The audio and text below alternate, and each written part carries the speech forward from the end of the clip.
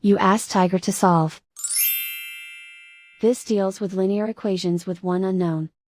The final result is u equals 17. Let's solve it step by step. Simplify the expression. Expand the parentheses. Simplify the arithmetic.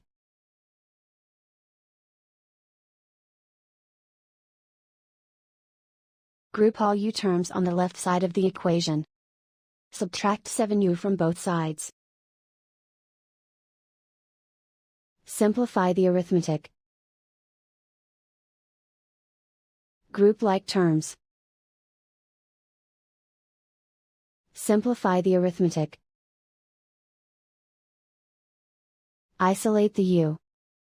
Divide both sides by -4. Cancel out the negatives. Simplify the fraction. Cancel out the negatives.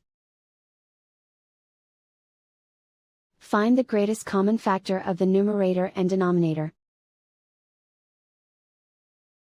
Factor out and cancel the greatest common factor. And so the final result is u equals 17.